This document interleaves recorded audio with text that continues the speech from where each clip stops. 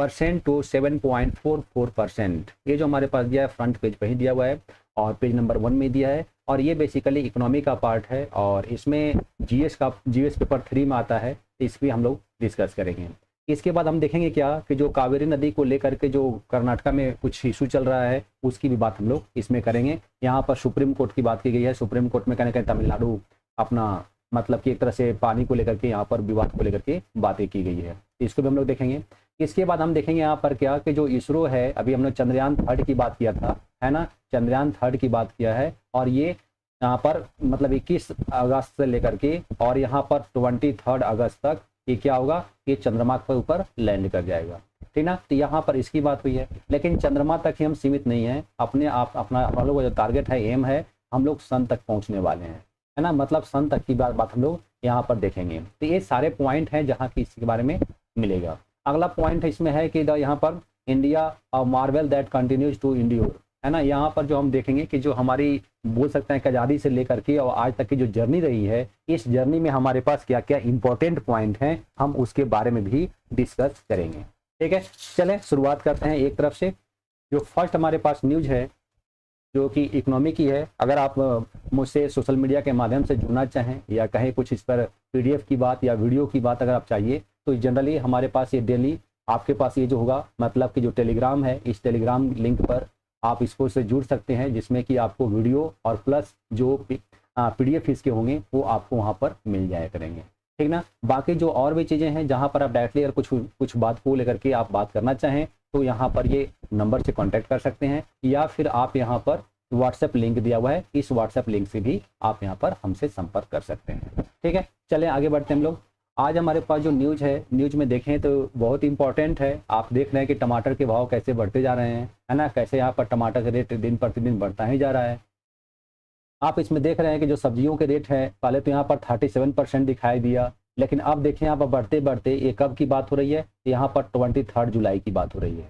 यहाँ पर अगर हम आज की बात करें, है ना, आज की बात करें, यहाँ पर जुलाई की देखें तो इसमें जुलाई तक यहाँ पर दिखाई दे रहा है कि जो सब्जियां हैं ओवरऑल, तो इसमें कितना दिखाई दे रहा है, 37%। लेकिन अगर टमाटर की हम बात करें तो इस टमाटर में 200% जो है इसकी प्राइस बढ़ गए, ठीक ना। तो यहाँ पर इसी चीज को लेकर के बात की गई है। यहाँ पर रिटेल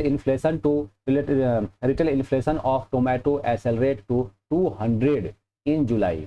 200% जो है ये जुलाई में क्या हुआ है, इंक्रीज कर गया है ना, हाईएस्ट एवर सिंस लास्ट जनवरी 2015। आप सोच सकते हैं कि जो 2015 से लेकर के जनवरी 2015 से लेकर के और आज तक के रिकॉर्ड में ये सबसे अधिक रेट पर गया हुआ है।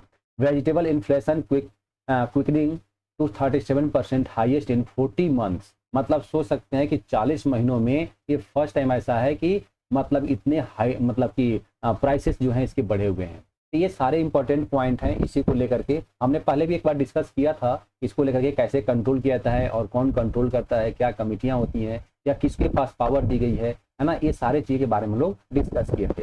लेकिन फिर भी थोड़ा सा हम लोग आगे इस पर फिर से देखते हैं क्या क्या है। यहाँ पर रिटेल इन्फ्लेशन, है ना, retail inflation surges from 4.87% to 7.44%, ठीक ना। अब यहाँ पर जो ये 4 यहाँ पर क्या है, ये 4.87% से ये बढ़ करके कितना हो गया, 7.44% हो गया। मतलब इतना का ये उछाल हुआ है, इतना का वृद्धि देखी गई है, इतना की मांग में मतलब कहीं ना कहीं वृद्धि हुई है, इन्फ्लेशन हुआ है। जो यहाँ पर अगर हम इन्फ्लेशन की बात करें तो इसमें बहुत सारे डेटा हैं, लेकिन आपको ज़्यादा समझने की जरूरत नहीं है। इसमें जो आपके पास एग्जाम के पॉइंट ऑफ व्यू से इंपॉर्टेंट है तो उसके बारे में हम लोग डिस्कस करते हैं। देखिए, मैं पहले भी कई बार बता चुका हूँ, जो इन्फ्लेशन है वो इन्फ्लेशन कहीं ना कहीं डायरेक्टली रूप से दो चीज़ों को इफेक्ट करता है ना। किस चीज़ को प्रॉब्लम क्रिएट करता है, एक होता है अनएम्प्लॉयमेंट का और एक होता है इन्फ्लेशन का, है ना, जो कहीं ना कहीं ये मेन इम्पैक्ट करता है, प्रॉब्लम क्रिएट करता है इन्फ्लेशन और ये अनएम्प्लॉयमेंट को लेकर। इसको कंट्रोल करने के लिए, है ना, इसको कंट्रोल करने के लिए आखिर कैसे कंट्रोल करता है, इन्फ्लेशन को कौन कंट्रोल करता है। और अगर हम ये बात करें तो डायरेक्टली अभी जो मैं बात करता है इन्फ्लेशन को लेकर के, तो इन्फ्लेशन में जो डायरेक्टली अगर हम बात करें तो उसमें प्रभावित क्या होता है, यहाँ पर मेनली दो बातें होती है। एक बात होती है एजुकेशन की और एक बात होती है जिसमें कि हेल्थ इशू को लेकर के, है ना, यहाँ पर एक हेल्थ इशू को लेकर के। तो ये दो बातें हैं जहाँ पर कि हम लोग क्या देखते हैं, यहाँ पर डायरेक्टली इन्फ्लेशन से प्रभावित होते हैं। अगर हम बात करें तो यहाँ पर जो अगर क्या कुछ ऐसा भी बातें हैं क्या जिसमें कि जो इन्फ्लेशन है, आखिर इस इन्फ्लेशन को कैसे मापा जाए या मेजरमेंट करने का क्या तरीका है, इसके बारे में क्या कुछ इन्फॉर्मेशन है होते हैं क्या? तो जी हाँ, इसमें भी होते हैं। यहाँ पर एक एवरेज बताया गया है या आइडियल बताया गया है। आइडियल क्या होता है? ये आइडियल जो है ये यहाँ पर आइडियल जो है यहाँ पर 2% से लेकर के मतलब 2 प्लस, अगर हम ऐसे बात कर लें यहाँ पर ये 4% से लेकर के ये ±2 होना चाहिए। अर्थात हम जो बात कहें तो जो 4% है, ये 4% क्या है? ये आइडियल है। लेकिन 4% से अगर 2% माइनस भी है तो भी कोई ज़्यादा प्रॉब्लम नहीं है। अगर यहाँ पर 4 + 2 है तो भी यहाँ पर ज़्यादा प्रॉब्लम नहीं है। मतलब अगर यहाँ पर 4% से लेकर 2% से लेकर के, और अगर यहाँ पर 4% तक, ध्यान देंगे इसमें 4% से लेकर के, ठीक ना, यहाँ पर हम बात करें तो ठीक है।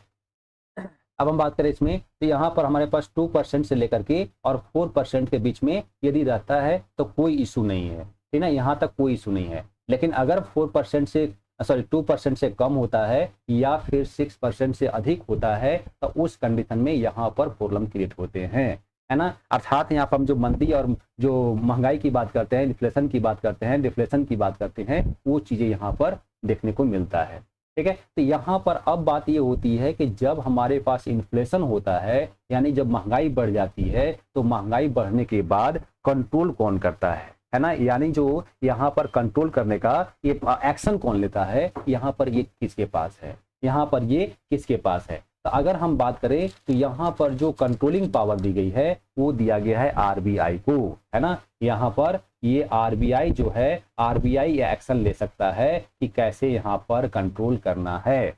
और आरबीआई की अगर हम बात करें तो इसके लिए भी एक मॉनेटरी पॉलिसी कमेटी होती है, जिसको हम लोग बोलते हैं एमपीसी, है ना, मॉनेटरी पॉलिसी कमेटी होती है। और इस कमेटी में 6 मेंबर होते हैं, इस कमेटी में 6 मेंबर होते हैं, जिसमें से कि 3 मेंबर्स होते हैं आरबीआई की तरफ से, है ना, आरबीआई की तरफ से, और 3 मेंबर होते हैं गवर्नमेंट की तरफ से, ठीक ना। तो ये सारे लोग डिसाइड करते हैं और इसके आधार पर फिर यहाँ पर जो एक्शन लेने की बात होती है वो आरबीआई लेती है, ठीक है। तो अगर हम बात करें इसमें तो यहाँ पर सबसे इंपॉर्टेंट पॉइंट क्या है कि जो आरबीआई आखिर इसको कंट्रोल करती है तो वो कैसे कंट्रोल करती है। अगर हम आरबीआई की बात करें तो आखिर आरबीआई के पास ऐसा क्या पॉइंट है, ऐसा क्या रूल है, या कैसा कौन कौन से टूल है जिसका यहाँ पर यूज करके, है ना, जिसका यहाँ पर यूज करके क्या करती है, ये यहाँ पर कंट्रोल करती है, यहाँ पर ये कंट्रोल करती है। तो अगर हम यहाँ पर देखें तो यहाँ पर देखें तो राइट,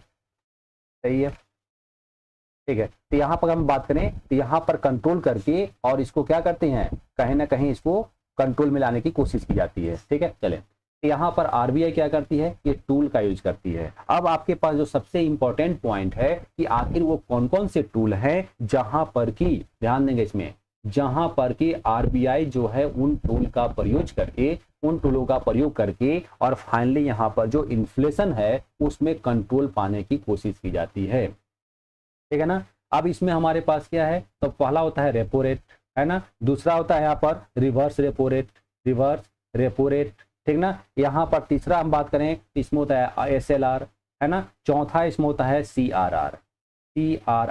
ये 4 पैमाने हैं, 4 ये स्टैंडर्ड हैं, है ना, जिसके बेस पर यहाँ पर क्या होता है, ये कंट्रोल करने की कोशिश की जाती है, यहाँ पर ये कंट्रोल करने की कोशिश की जाती है, ठीक ना। अब इसमें आखिर कंट्रोल कैसे होता है, जो रेपो रेट है या फिर रिवर्स रेपो रेट है या एसएलआर है या फिर यहाँ पर सीआरआर है ना। सीआरआर का मतलब होता है कैश रिजर्व रेशियो और एसएलआर का मतलब होता है स्टैट्यूटरी लिक्विडिटी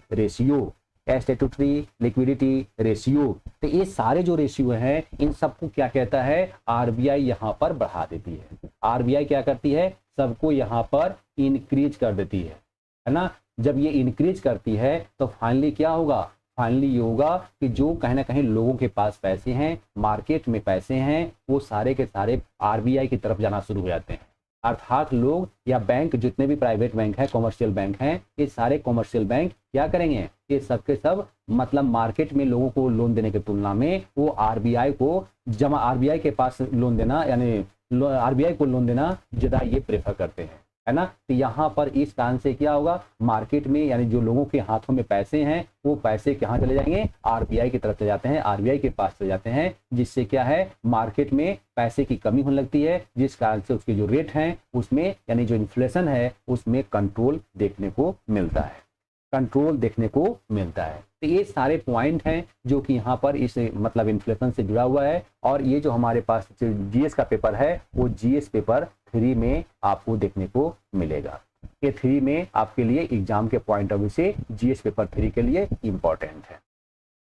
ठीक है, चले आगे। अब यहाँ पर इसमें 2010 में एक क्वेश्चन भी आया था इससे, है ना। यहाँ पर कहा गया है कि with reference to India consider the following statements.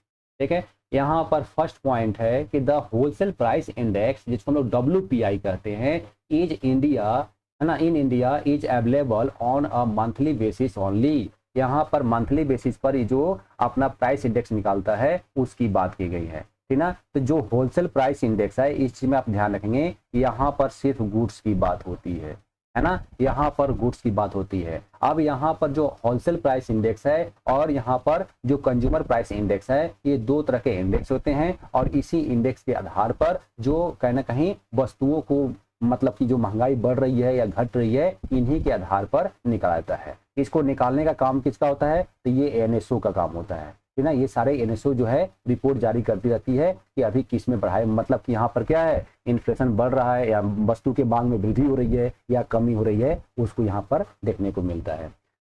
Sorry आगे बढ़े तो यहाँ पर हम देखते हैं क्या कि जो क्वेश्चन कहा जा रहा है कि the wholesale price index WPI in India, है ना, available on monthly basis only, ठीक ना। यहाँ पर मंथली बेसिस ओनली ये करेक्ट है, मंथली बेसिस पर ही निकाला जाता है ये, ठीक है। तो यहाँ पर WPI ये करेक्ट है फर्स्ट पॉइंट।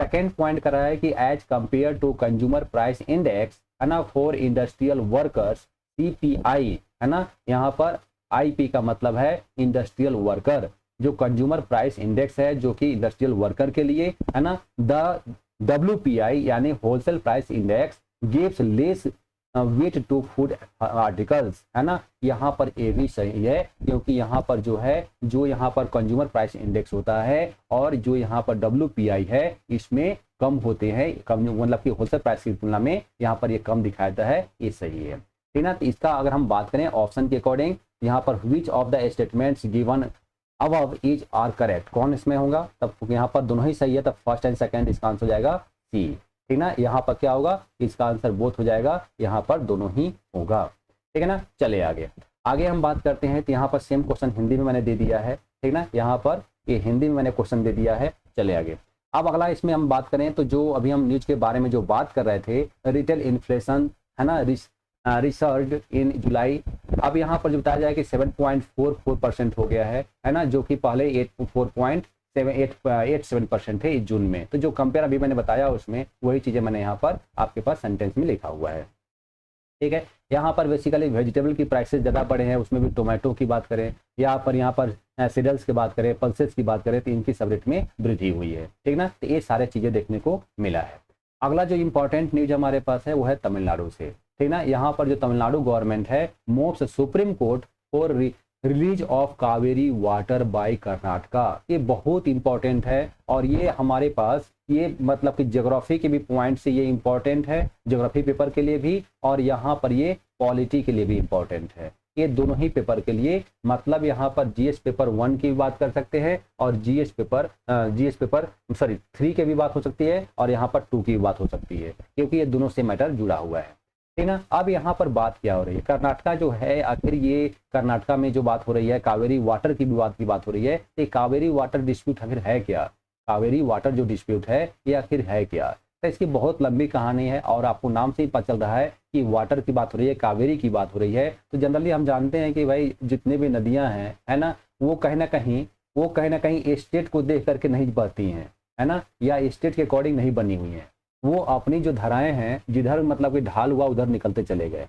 अब वो आपका कावेरी कर्नाटका में आएगा या फिर यहाँ पर तमिलनाडु से गुजर रहा है या क्या बोलते हैं आपका केरला में जाएगा या पौंडीचेरी में जाएगा, इन सबसे होते हुए गुजरता है, यहाँ पर इसी चीज की बात की गई है कि आखिर जो यहाँ पर सुप्रीम कोर्ट में किस बात की हुई है, तो यहाँ पर जो तमिलनाडु गवर्नमेंट है यहाँ पर पानी रिलीज करने के लिए कर्नाटका को लेकर के, कर्नाटका को बोलने के लिए सुप्रीम कोर्ट के यहाँ पर सुप्रीम कोर्ट में बातें कही गई। इसमें देखें यहाँ पर क्या कह रहा है, द तमिलनाडु गवर्नमेंट है ना, द तमिलनाडु गवर्नमेंट है ना, मंडे मूव्ड सुप्रीम कोर्ट, कल जो है सुप्रीम कोर्ट में मूव किए हैं, seeking a direction to Karnataka to forthwith release 24,000 cusec of है ना Kaveri water from its reservoirs. ठीक ना, आप देखो इसके बारे में बात की गई है। तो यहाँ पर इसी को लेकर के ये विवाद हुआ है और इसी यहाँ पर न्यूज में आया हुआ है। अब चलते हैं हम इसके बैकग्राउंड में, आखिर इसकी प्रॉब्लम क्या है और कैसे कैसे है। तो पहले तो थोड़ा सा मैप देख लें कि आखिर ये कावेरी नदी कहाँ पर है और कावेरी नदी किधर से गुजरती है।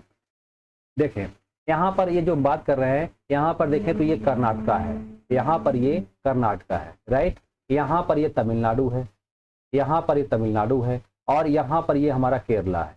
ठीक ना, इसके साथ ही साथ जो कुछ पौंडीचेरी का हिस्सा है उधर भी इसकी पानी जो है बह के जाते हैं, है ना। लेकिन यहाँ से निकला कहाँ से है नदी, ये निकली है नदी कर्नाटका से और जा कहाँ रही है, ये बे ऑफ बंगाल में गिर रही है, बे ऑफ बंगाल में गिर रही है। अब जरा सोचेंगे कि जो ये नदी है इसका मतलब कर्नाटका, तमिलनाडु, केरला, इधर पौंडीचेरी, ये 4 राज्यों की बात होती है, मतलब 3 राज्य और 1 केंद्र शासित प्रदेश जो है इनकी यहाँ पर कहीं ना कहीं इसके पानी का यूज होता है।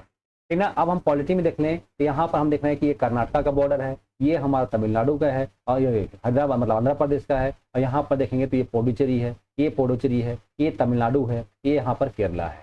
ठीक ना, नदी जो निकल रही है वो कर्नाटका से निकल रही है और ये बहते बहते कहाँ जा रही है, ये बे ऑफ बंगाल में जा रही है। इसका जो पानी है इस पानी का यूज कहीं ना कहीं पौंडुचेरी में भी होता है, ठीक ना, यहाँ पर ये तमिलनाडु में होता है और प्लस यहाँ से इधर भी ये केरला तरफ भी आता है। अगर मान लें कि क्या कोई नदी का अगर जहाँ से भी पानी निकला हुआ है, मतलब कि जहाँ से नदी निकली हुई है ना, और वहाँ से अगर पानी उस राज्य को अगर पूरे तरह से होल्ड करना चाहे, रोकना चाहें, तो क्या ये पॉसिबल है, और क्या अगर रोका जाएगा तो जो हाँ जिस राज्यों से नदियाँ गुजर रही हैं, कोई भी नदी हो, है ना, अगर नदियाँ गुजरती हैं तो क्या उस राज्य के लिए भी क्या अधिकार नहीं बनता है। यहाँ पर यही बातें हो रही है, इसको लेकर के काफी विवाद है, आगे हम चलेंगे, अभी डिस्कस करेंगे इस पर। ये देखिए यहाँ पर है ना, यहाँ पर कुछ पॉइंट हैं, यहाँ पर है KRS है ना, KRS डैम है कहाँ पर, कर्नाटका में है।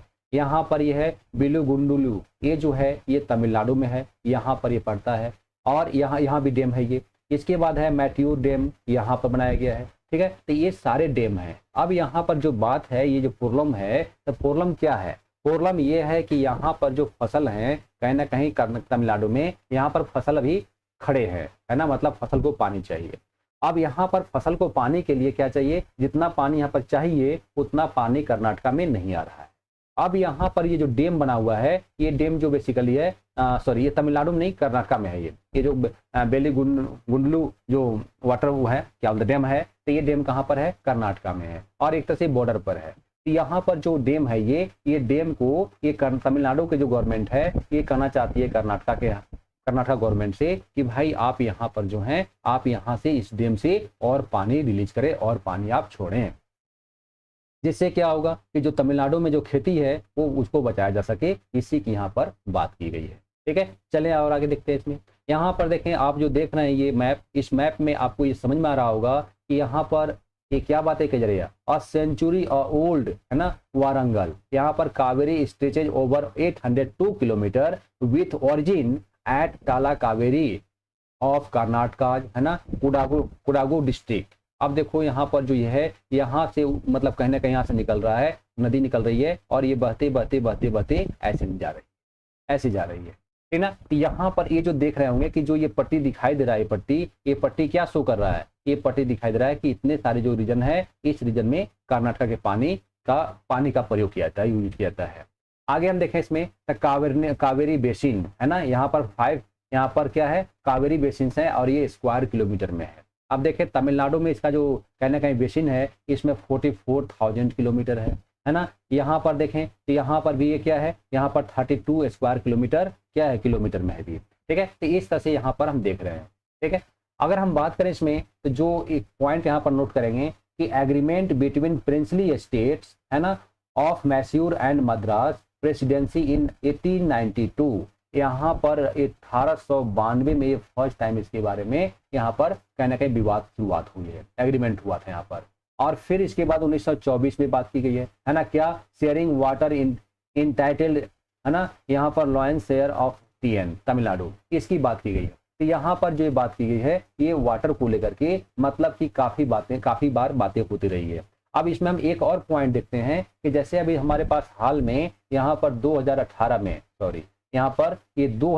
में इसको लेकर के यहाँ पर एक बार फिर से बातें की गई थी कि यहाँ पर कोई ट्रिब्यूनल की बात की जाए। तो यहाँ पर सुप्रीम कोर्ट में यहाँ पर इसके लेकर के पिटीशन दायर की गई थी। तो वहाँ पर सुप्रीम कोर्ट ने, है ना, कहीं ना कहीं थोड़ा सा इसको समझाने की कोशिश किया था कि कैसे पानियों का डिस्प्यूट को खत्म किया जाए और कैसे इनकी बात को की जाए। लेकिन अगर हम बात करें तो जो पॉलिटी का पार्ट है तो ये गवर्नमेंट के पास राइट है। गवर्नमेंट चाहे मतलब कि लेजिस्लेटिव चाहे तो यहाँ पर क्या कर सकती है, जो यहाँ पर इसको लेकर के एक्ट बना सकती है। अर्थात यहाँ पर जो डिस्प्यूट है इस डिस्प्यूट को लेकर के ये कोई एक्ट बना सकती है कि पानी का वितरण कौन कितना करेगा और कैसे हो सकता है, ये रूल बना सकती है। ठीक है, तो इसी को लेकर के यहाँ पर ये न्यूज में है।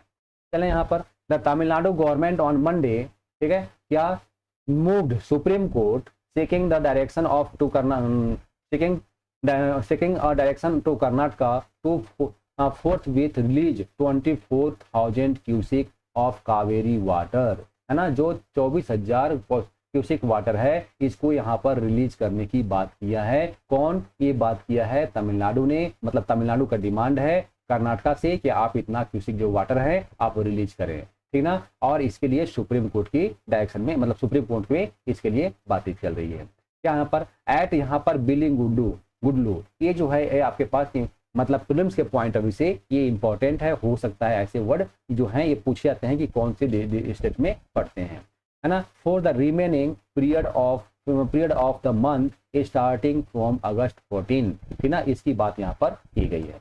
आगे हम बात करें तो यहाँ पर क्या है, the state side the release of water is a dire necessity to irrigate, है ना, एंड द स्टैंडिंग क्रॉप्स, जो वहाँ पर फसल लगी हुई है उस फसल को वाटर चाहिए और उस वाटर को लेकर के यहाँ पर बातें की गई है। ठीक है, चले यहाँ पर आगे बात हुई है क्या कि यहाँ पर सेंट्रल वाटर कमीशन एट, है ना, बिलुंगुंडलू इन कृष्णागिरी, है ना, कृष्णागिरी डिस्ट्रिक्ट ऑफ तमिलनाडु। ये जो तमिलनाडु है यहाँ पर, सॉरी ये तमिलनाडु में ही है, मैंने अभी बताया था शायद कर्नाटका में, क्योंकि वहाँ पर बॉर्डर पर है तो ये तमिलनाडु में ही पड़ता है, ठीक ना।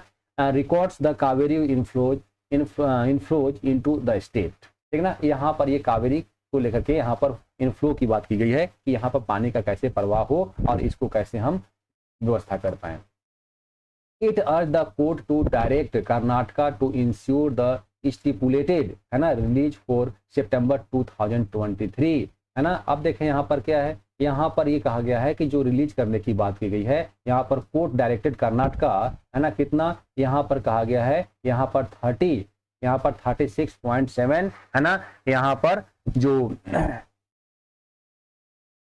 27, ठीक है, मतलब यहाँ पर सितंबर में, अभी तो 23 चल रहा है, 23 में ही है, सितंबर की बात हो रही है। यहाँ पर ये कहा गया है कि टीएमसी फिट इतना जो है मतलब कि वाटर की सप्लाई करने की बात यहाँ पर की गई है। ठीक है, और आगे बढ़े इसमें तो यहाँ पर एक और हम देखते हैं क्या कि जो वाटर डिस्प्यूट है, आखिर इस वाटर डिस्प्यूट में हम क्या क्या देखते हैं। तो यहाँ पर Kaveri water dispute it involves 3 state and 1 union territory, अर्थात यहाँ पर जो डिस्प्यूट है ये डिस्प्यूट कौन कौन से जुड़ा हुआ है, कहाँ कहाँ से जुड़ा हुआ है। तो इसमें तमिलनाडु है, केरला है, इसमें कर्नाटका है, यहाँ पर पुडुचेरी है, the agency of the dispute, है ना, इज 150 ईयर्स ओल्ड, है ना, डेट्स बैक टू, अब देखो यहाँ पर एक जो विवाद चल रहा है ये 150 वर्षों से चल रहा है, 150 वर्षों चल रहा है। और इसमें भी मैंने बताया था कि यहाँ पर 1892 में और 1924 में यहाँ पर क्या हुआ है, यहाँ पर इसको लेकर के मतलब कि कहीं ना कहीं एग्रीमेंट हुए थे, ठीक ना। It entitle the principle that the upper, है ना, यहाँ पर upper riparian estate must obtain, है ना, consent of lower riparian estate. अब देखो जो पानी की जो है मतलब कि अगर आप कोई मान लें कि जैसे कि अगर पानी का बहाव कर्नाटका से होते हुए तमिलनाडु में जा रहा है, ठीक ना। तो अगर यहाँ पर तमिलनाडु हो चाहे कर्नाटका हो, अगर कर्नाटका अपने यहाँ पर अगर कोई डैम बनाता है या पानी को रोकने का कोई व्यवस्था करता है, तो उस कंडीशन में जो अगला स्टेट जहाँ से पानी जा रहा है जिस स्टेट में, तो उससे भी सहमति लेना जरूरी है, उससे कंसेंट लेना जरूरी है। इसी की बात यहाँ पर की गई थी, ठीक ना। यहाँ पर इसकी बात की गई थी। चलें आगे। यहाँ पर मेकडेक्यू है ना, रिवर प्रोजेक्ट है ये कहाँ पर है, तो it aims to store and supply water for drinking purposes for the Bengaluru city. ये बेंगलुरु सिटी के मतलब पर्पज के लिए यहाँ पर ये क्या बनाया था, एक प्रोजेक्ट बनाया गया था। अराउंड 400 मेगावाट्स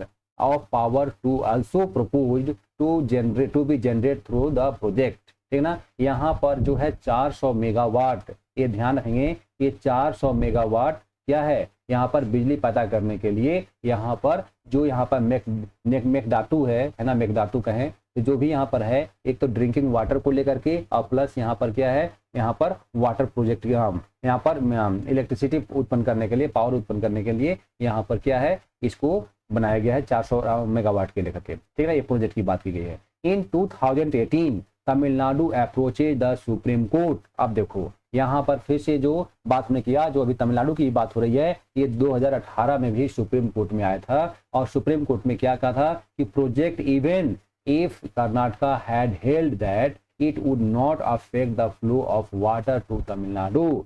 यहाँ पर यही बातें कही गई थी कि जो आप जो हैं, अगर ये कर्नाटका से पानी बह करके और ये जा रहा है कहाँ पर, ये जा रहा है तमिलनाडु में, तो अगर तमिलनाडु में पानी जा रहा है बहते हुए, तो आप यहाँ पर जो पानी का फ्लो है, पानी का जो बहाव है, आप इसको नहीं रोक सकते। इसी को लेकर के सुप्रीम कोर्ट में बातें की गई थी। तमिलनाडु अपोज्ड है ना, Tamil Nadu opposed to any project being proposed है ना in the upper riparian unless it was approved by supreme court. मतलब कि जब तक से सुप्रीम कोर्ट से इसकी अप्रूवल नहीं मिल जाती है, तब तक से आप इस पर कोई भी ऐसा काम नहीं करेंगे जिससे कि पानी में रुकावट आए। यहाँ पर इस चीज की बात की गई थी, ठीक ना।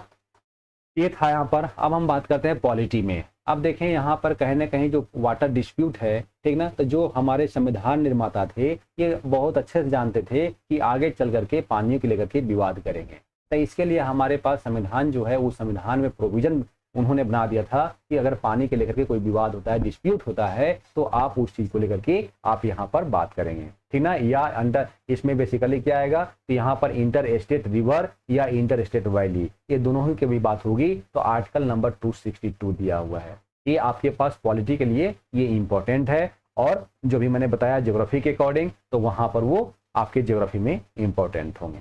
यहाँ पर जो बात की जा रही है कि आर्टिकल 262(1) है ना, फर्स्ट में कहा गया, क्लॉज फर्स्ट में कहा गया है कि पार्लियामेंट में है ना बाय लॉ प्रोवाइड फॉर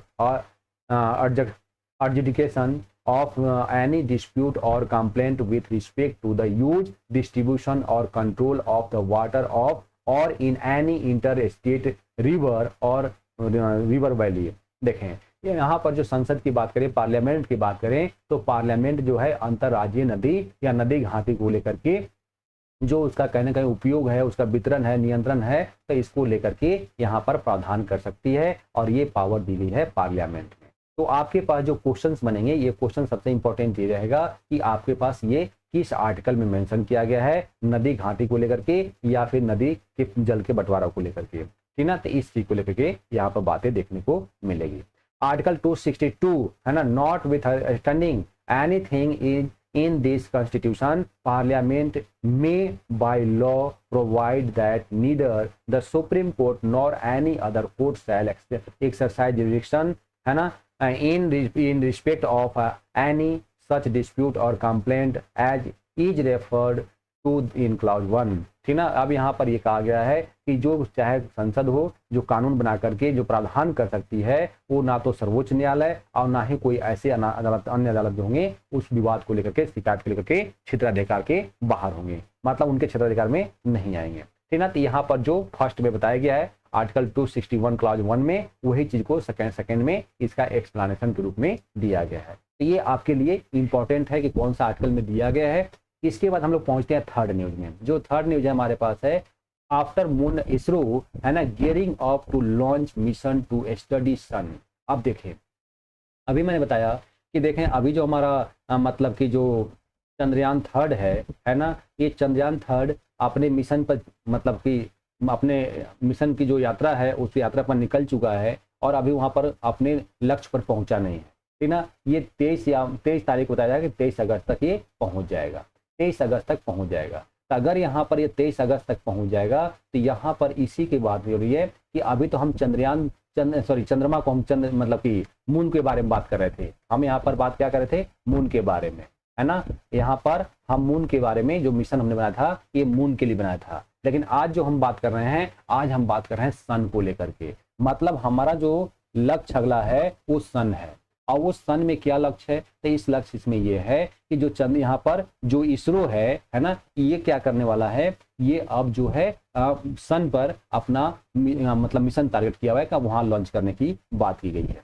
देखते हैं इसमें यहाँ पर the Indian space research organization, जिसको हम लोग बोलते हैं क्या, इसरो, है ना, is gearing up for another launch of mission to study the sun. अब हम क्या चाह रहे हैं कि जो सन है हम उस सन का स्टडी करना चाहते हैं, ठीक ना। उस स्टडी को करने के लिए यहाँ पर जो है क्या है, आदित्य L1, ये आप नोट करेंगे, ये आपके लिए बहुत इंपॉर्टेंट है कि जो यहाँ पर सन को कहीं ना कहीं सन को जो बोल सकते हैं कि मिशन का जो अध्ययन करने के लिए हम भेजने वाले हैं, तो आखिर वो मिशन का नाम क्या होगा, तो यहाँ पर L1 है, Aditya L1, Aditya L1। It will be the first space based Indian observatory, है ना, टू स्टडी द सन। ये फर्स्ट ऐसा स्पेस होगा, स्पेस मतलब कि फर्स्ट स्पेस बेस्ड है ये, जिसमें कि क्या होगा, ये इंडिया की पहली है जो कि सन को अध्ययन करने के लिए इसको यहाँ से भेजा जाएगा। ये सबसे इंपॉर्टेंट है,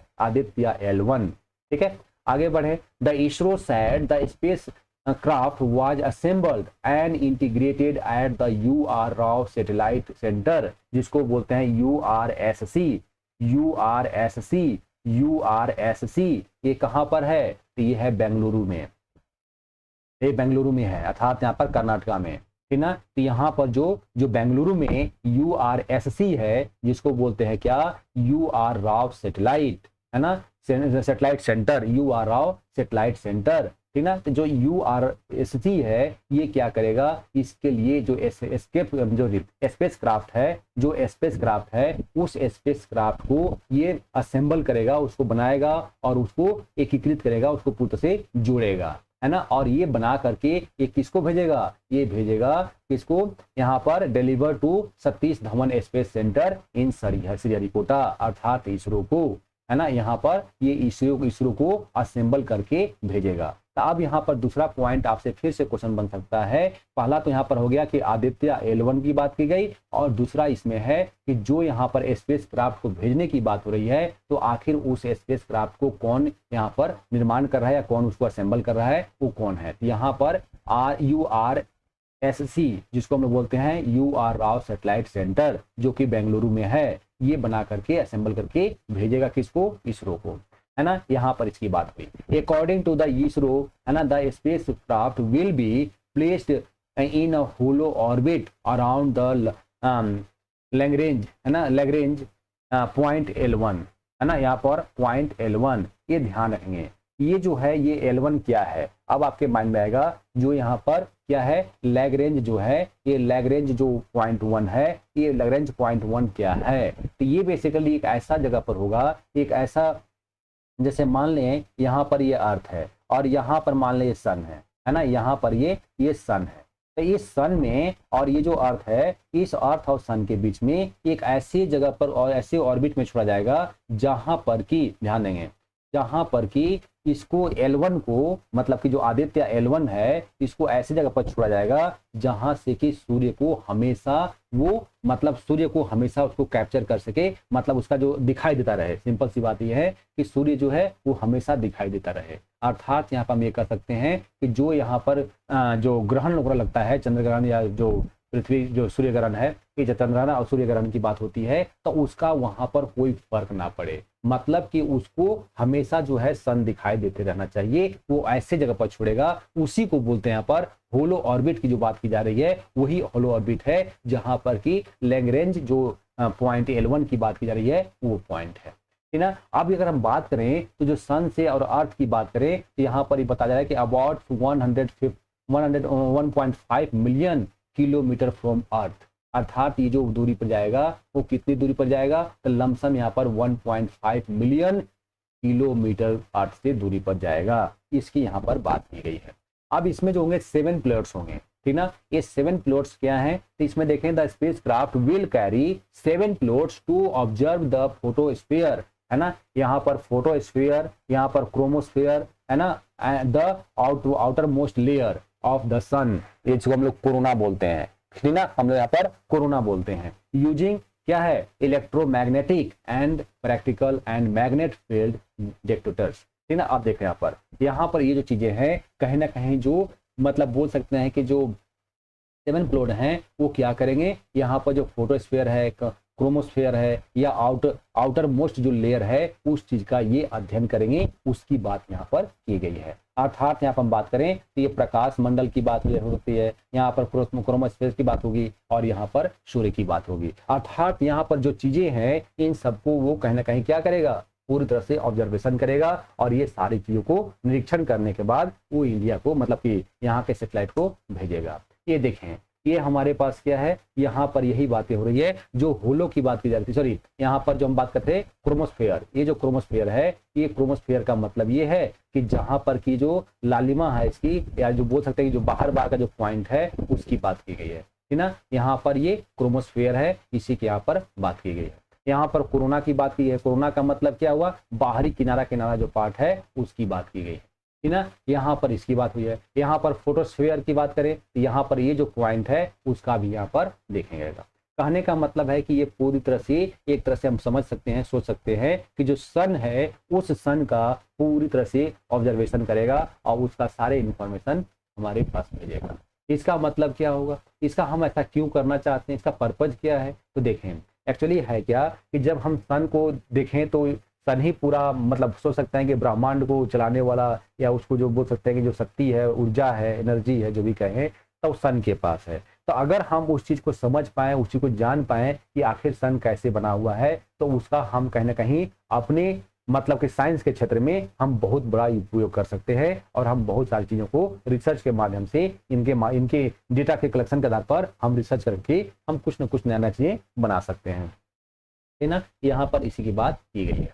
यहाँ पर बात हुई है कि from the special vantage point L1 4 payloads will directly view the sun, है ना। The other 3 are to carry out क्या है, यहाँ पर इंस्टीट्यूट स्टडीज, है ना, studies of a particle and field at the Lagrange point L1, ठीक ना। यहाँ पर इसी की बात हुई है। इसमें क्या है, इसमें जो 4 पेलोड हैं वो सूर्य को देखने के लिए कार्य करेंगे, अर्थात यहाँ पर पूरी तरह से ये सूर्य के ऊपर फोकस किया रहेगा 4 को, है ना। और 3 अन्य क्या होंगे, तो यहाँ पर बेसिकली वहां पर जो कण है और जो यहाँ पर बोल सकते हैं कि जो क्षेत्र आसपास के हैं उनको वो अध्ययन करेंगे। कहने का मतलब कि जो इसमें 7 पेलोड लगाया गया है तो 4 का फोकस जो होगा वो सीधे सूर्य पर होगा और 3 का फोकस उनके आसपास के चीजों पर होंगे, ठीक ना, सूर्य के आसपास की चीजों पर पड़ेंगे। तो यहाँ पर सारे चीजों को, वातावरण को कैसे वहां पर है, कैसे गैसेस बने हैं, क्या क्या हो रहा है, वो सारे एक्टिविटी को वहां से कवर करेंगे वो। आगे यहाँ पर हम बात करें तो ये लॉन्च करने की जो टाइम दिया गया है ये हो सकता है कि इसी अगस्त में हो सकता है या फिर सितंबर में होने की पॉसिबिलिटी है, मतलब या तो इसी मंथ में या नेक्स्ट मंथ में इसको क्या किया जाएगा, लॉन्च किया जाएगा। तो यहाँ पर ये चीजें देखने को मिलता है साइंस के अकॉर्डिंग। आगे हम बात करें तो अगला जो हमारे पास न्यूज है, India a marvel that continues to India, ठीक ना। अब देखेंगे इसमें ये जो बातें की गई है ये हमारे पास एडिटोरियल में दिया हुआ है और ये बहुत बड़ी चीजें इसमें कही गई है। बड़ी बात ये कही गई है कि आखिर देखें जो हमारा इंडिया है ना, जो हमारा ये इंडिया है, तो इस इंडिया को लेकर के जो कहीं ना कहीं लोगों के बीच में एक या पूरे विश्व में जो कहीं ना कहीं एक इसके प्रति जो थॉट बना हुआ था कि नहीं इंडिया जो है वो तो बहुत सारे डाइवर्सिटियों का है, बहुत वहाँ कास्ट सिस्टम है, बहुत सारे वहाँ पर गरीबी अमीरी है ना, बहुत तरह के यहाँ पर कहीं ना कहीं जनजातियाँ हैं, बहुत तरह के भाषाएं हैं, तो ये कैसे चल पाएगा, ये सब चलना पॉसिबल नहीं है। और कहीं ना कहीं जो डाइवर्सिटी की बात होती थी, इस डाइवर्सिटी को लेकर के काफी इसमें लोग यही उम्मीद करते थे कि ये बहुत लंबे समय तक देश जो है ये नहीं चलने वाला है, ये कुछ टाइम के बाद ये क्या होगा, पूरी तरह से बिखर जाएगा, क्योंकि इतने लोगों को साथ लेकर चलना ये आसान काम नहीं है, ठीक ना। तो यहाँ पर इसी की बात की गई है। लेकिन हम आगे बढ़ के देखते हैं तो ये समझ में आता है कि नहीं, ये जो डाइवर्सिटी हमारे लिए है या ये जो पॉपुलेशन है हमारे लिए है, ये हमारे लिए बोझ नहीं है, हमारे लिए कमजोरी नहीं है, हमारे लिए ये मजबूती है। और यही जो डाइवर्सिटी है आज हमारे पास पूरे विश्व में जो है ये मजबूती के तौर पर उभरा हुआ है। ठीक है, तो इन्हीं के सारे चीजों के बारे में यहाँ पर बातें कही गई है। ठीक है, तो एक पॉइंट से तब इसमें देखते हैं क्या क्या है। A journey of modern India has not been without its ebbs and flows. ठीक ना, यहाँ पर ऐसा नहीं है कि जो इंडिया का जर्नी है वो बिना उतार चढ़ाव का रहा है, एक अप डाउन होते रहते हैं, कहीं ना कहीं कुछ चीजें आते हैं, कुछ अच्छे होते हैं तो कुछ बुरे भी होते हैं। उन्हीं सब चीजों के बारे में यहाँ पर बात की गई है। What the west is considered our, है ना, अचीव हिल। ठीक ना, यहाँ पर हम बात करें तो जो कहीं ना कहीं जो हमारी बोल सकते हैं कि जो पश्चिमी जो वेस्टर्न कंट्रीज थे वो इंडिया के बारे में इसको क्या समझते थे, उसी की बात यहाँ पर कही गई है। यहाँ पर कहा गया है कि our diversity has proven to be India's greatest strength. जो हमारी जो विविधता है, यही विविधता हमें पूरे विश्व में इस भारत को साबित करता है कि एक ताकत के रूप में है ना। South and waste India become the manufacturing hub of the country. जो यहाँ पर हम बात करें तो जो हमारे पास साउथ है ना, साउथ इंडिया है या वेस्ट इंडिया है, ये क्या है, आज मैन्युफैक्चरिंग हब बन गए हैं, आज ये मैन्युफैक्चरिंग हब बन चुके हैं। The east its resources repository and the north is bread basket. अब देखें, जो नॉर्थ है ये अनाजों का भंडार के रूप में है। ये ब्रेड बास्केट का मतलब क्या है, ये अन्न के रूप में यहाँ पर काफी मतलब कि प्रचुरता से मतलब मिलता है ना। और अगर हम ईस्ट की बात करें तो ईस्ट हमारे पास क्या है, रिसोर्सेस है, हमारे पास संसाधनों का भंडार है। आप जो ये सोच रहे थे कि नहीं जो इंडिया है यहाँ पर तो ये बहुत सारे डाइवर्सिटी है, बहुत सारे विविधताएं से भरा पड़ा हुआ है, ये हमारी कमजोरी नहीं है बल्कि ये हमारी मजबूती है। मतलब जो पूरा वेस्टर्न कंट्री जितने भी थे जो एज्यूम करके चल रहे थे ये बहुत लंबे समय तक नहीं चलने वाला है, ये कुछ टाइम के बाद तो ये क्या होगा, ये बिखर जाएगा। तो ये बिखरने की बात नहीं है, ये बिखरने की बात नहीं है बल्कि ये हमारी और मजबूती के रूप में दिखाई देता है। इसी की बात यहाँ पर की गई है। The founding father of our republic had the foresight to establish a constitutional scheme which harnessed the power of our diversity। है ना, ये जो हम गणतंत्र दिवस की बात करते हैं या गणतंत्र की बात करते हैं, है ना, तो आखिर उस टाइम पर जो हमारा संविधान है इसके संस्थापकों ने क्या देखा है, इनकी क्या थी बातें। अगर हम आज यहाँ पर 76 ईयर पहुंच गया, 75 ईयर कंप्लीट कर चुके हम लोग, तो आखिर ये जो चीजें दिखाई दे रहा है ये क्या दिख रहा है, आखिर हमारी जो जर्नी रही है, आखिर ये जर्नी क्या है। ऐसा नहीं है कि हमारी जर्नी में सब कुछ नॉर्मल ही रहा है, नहीं, हमारे साथ भी बहुत अप डाउन हुए हैं। तो यही चीज सारी चीजें बताने की कोशिश की गई है। लेकिन फिर भी चाहे हमारे पास धर्मनिरपेक्षता की बात हो, चाहे संघवाद की बात हो, है ना, यहाँ पर सार्वभौम मताधिकार की बात हो, ये तो बहुत इंपॉर्टेंट है। आप तो इसको माइंड में एकदम फिट कर लीजिएगा। जो यूनिवर्सल फ्रेंचाइजी की बात की जाती है, ये हमने जब आजाद हुआ तब से इसको लागू किया, तब से लागू किया, जबकि वही आज जो सुपर पावर अमेरिका बना हुआ है वो अपने यहाँ पर ये यूनिवर्सल फ्रेंचाइजी को लागू करने में, लाने में 100 वर्ष टाइम लगा दिए थे। 1 सेंचुरी बीत गए थे, 1 सेंचुरी बीत गए थे। जबकि हमारे पास इतना डाइवर्सिटी होने के बावजूद भी, इतनी सारे मतलब कहने कहीं रूढ़िवादिता होने के बावजूद भी, जाति धर्म होने के बावजूद भी, हमने फिर भी क्या किया, हमने शुरुआत से ही रखा, शुरुआत से ही रखा, है ना। आगे हम बोल रहे थे freedom of speech and religion create a spirit of fairness and justice, है ना, and accommodated our linguistic regional, है ना, religious divides under the rule of law, है ना। हमारे यहाँ पर क्या है, ये रूल ऑफ लॉ है। हमने चाहे वो रिलीजन की बात हो, है ना, चाहे हमारे पास यहाँ पर क्या है, यहाँ पर फेयर जस्टिस की बात हो, इन सब की जो बात करें तो कहीं ना कहीं चाहे लिंग्विस्टिक की बात हो, रिलीजन की बात हो, क्षेत्र की बात हो, इन सबको हम देखें तो कहीं ना कहीं क्या है, इन सबको विविधता के बावजूद भी हमने रूल ऑफ लॉ का प्रयोग किया। हमने यहाँ पर सबके लिए रूल ऑफ लॉ की बात किया। ठीक है, आगे यहाँ पर they continue to pay the toll for our original sin, है ना, ओरिजिनल साइन, है ना, दस यहाँ पर caste system and its poisonous inequalities. ठीक ना, यहाँ पर जो है कहना सर जो पॉइजनस है यहाँ पर इनइक्वालिटीज को लेकर के, उसको हमने कहीं ना कहीं धीरे धीरे कम करने की कोशिश की है। और ये जो कहीं ना कहीं हम बोल सकते हैं कि जो कास्ट सिस्टम हमारे देश में था वो कहीं ना कहीं बहुत ही गहराई में जड़ में जाकर के जमा हुआ है ना। और ये इसको मतलब कि निकलने में बहुत टाइम लग रहा है, नो डाउट। फिर भी हमने इसके लिए काफ़ी भुगते हैं इस चीज़ को लेकर के, लेकिन फिर भी हम उस चीज़ को कहीं ना कहीं कमजोरी नहीं मानते हैं, हम उसको धीरे धीरे अपनी मजबूती के रूप में आगे खड़े हो रहे हैं। हालांकि आज़ादी के बाद से राजनीतिक, सामाजिक और आर्थिक स्वतंत्रता प्राप्त करने के लिए काफ़ी प्रगति हुई है, ठीक ना, लेकिन सच्ची सामाजिक और आर्थिक समानता हमसे दूर है। लेकिन इसका मतलब ये नहीं है कि हमारे पास जो कहीं ना कहीं जो वेस्टर्न कंट्रीज थे और वेस्टर्न कंट्रीज का जो अनुमान हमारे ऊपर था, जो उनका सोच था कि नहीं इंडिया तो ऐसा है, इंडिया नहीं चल पाएगा, इंडिया बहुत लंबे समय तक नहीं चल पाएगा, एक देश के रूप में नहीं रह पाएगा, ये बिखर जाएगा, ये सोच के बैठे थे। लेकिन उन सबसे हम क्या हैं, उनके उम्मीदों पर खड़े उतरे, मतलब उनके ऊपर उम्मीदों के विपरीत हमने अपने आप को साबित किया, ठीक ना। अर्थात हमने जो सोच रहे थे, हम उसकी जस्ट अपोजिट में अपने आप को मजबूती के रूप में दिखाई दिया, ठीक है। तो यहाँ तक यही जर्नी हमारी समाप्त नहीं होती है, अभी जर्नी हमें और भी आगे चलना है, जिसमें कि सामाजिक और आर्थिक जो समानता है वो हमसे अभी दूर है। मतलब जो सामाजिक, यहाँ पर जो सच्ची सामाजिक की बात की जाती है और जो आर्थिक समानता की बात की जाती है, आखिर अभी भी हमारे पास क्या है, गरीबी अमीरी का भेदभाव है ना, समाज में भेदभाव है। तो इन सबको अभी हमें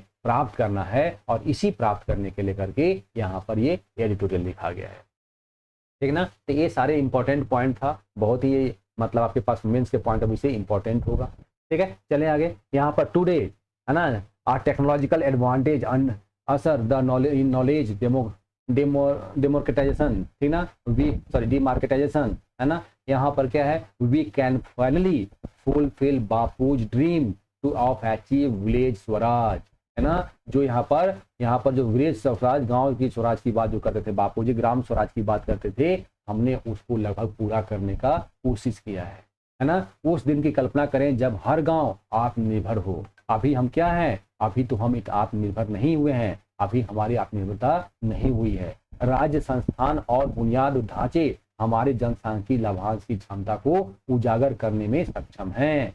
अर्थात यहाँ पर जो हमारी जो जनसंख्या है, और ये कहीं ना कहीं ये हमारी कमजोरी नहीं है, बल्कि इसको और हम मजबूती के साथ आगे बढ़ेंगे, और हम अपनी संस्कृति को क्या करेंगे, वैश्विक विचारधारा पर हावी होंगे। अर्थात हमारा जो संस्कृति है, वो संस्कृति सिर्फ और सिर्फ इंडिया तक ही नहीं रहेगा, बल्कि ये पूरे वर्ल्ड तक फैलेगा, और ये इसमें इतनी पावर है, इसमें इतनी क्षमता है, ठीक ना। तो ये था हमारा आज का करंट अफेयर, इसी को लेकर हमने बात किया था, ठीक है। तो बाकी चीजें ये जो मेन न्यूज था हमने इसको डिस्कस किया। ऐसे कल से मैं कोशिश करूंगा कि इसमें और भी जो छोटे छोटे न्यूज होते हैं जहां आपको पढ़ना चाहिए, तो मैं इसमें डाल दिया करूंगा, लेकिन डिस्कस तो मैं पूरा नहीं कर पाऊंगा, लेकिन फिर भी मैं कोशिश करूंगा कि आप उसको पढ़ लिया करें, जिससे कि जो यूपीएससी के पॉइंट ऑफ व्यू से जहां से मतलब क्वेश्चन बनने की पॉसिबिलिटी होगा, वो आपके पास पहुंच सके, आप उसको पढ़ पाए, उसको देख पाए, अपने आप को अपडेट करते चलें, ठीक है। तो ये था आज का हमारा करंट अफेयर्स, ठीक है।